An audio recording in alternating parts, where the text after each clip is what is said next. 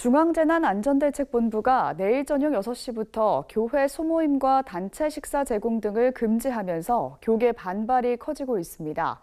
하지만 중앙재난안전대책본부는 5월과 6월 코로나19 감염 사례를 분석한 결과 교회 소모임에서 확진자가 다수 발생했다며 모임을 금지할 수밖에 없었다고 말했습니다. 이승규 기자의 보도입니다. 중앙재난안전대책본부 중대본이 규정한 정규예배는 주일 예배는 물론 수요 예배와 금요 예배, 새벽 예배, 어린이 예배까지 정규적으로 드리는 예배를 뜻합니다.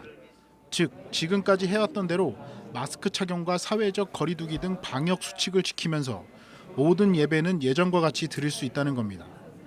중대본이 금지한 건 부흥회 수련회와 같이 정기적이지 않은 모임이나 성가대 모임과 같은 소모임입니다.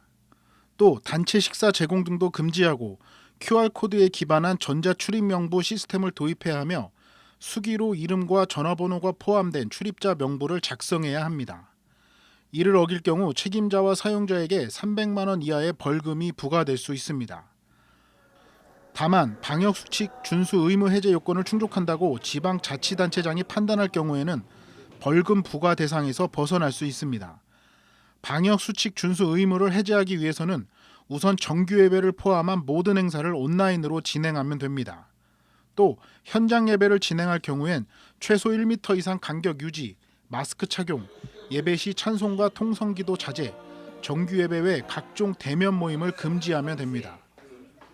중대본이 이 같은 방침을 정한 이유는 지난 5월과 6월 코로나19 감염 사례를 분석한 결과 교회 내 소모임을 통한 감염 사례가 많았기 때문입니다. 정은경 본부장은 5월과 6월 수도권 교회 47곳에서 다수의 감염자가 발생했고 왕성교회와 안양 주영광교회 등에서도 코로나19 확진자가 나오는 등 교회 소모임을 통한 감염 사례가 지속적으로 발생하고 있다고 말했습니다. 교회 내 소모임에서 마스크를 착용하지 않았거나 밀접 접촉과 식사를 통한 감염이 많았다는 겁니다.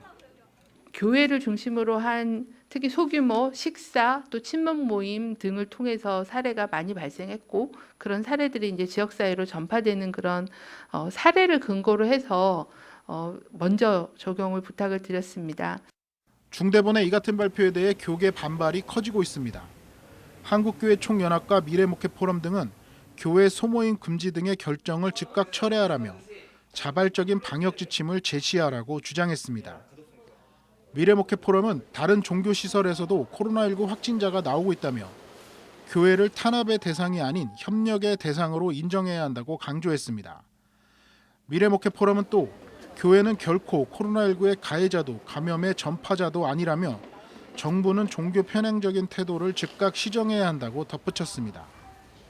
하지만 한국기독교장로회와 구세군은 총회에 속한 교회들에게 공문을 보내 중대본이 제시한 소모임과 식사를 제한해 교회가 방역에 앞장서 달라고 당부했습니다.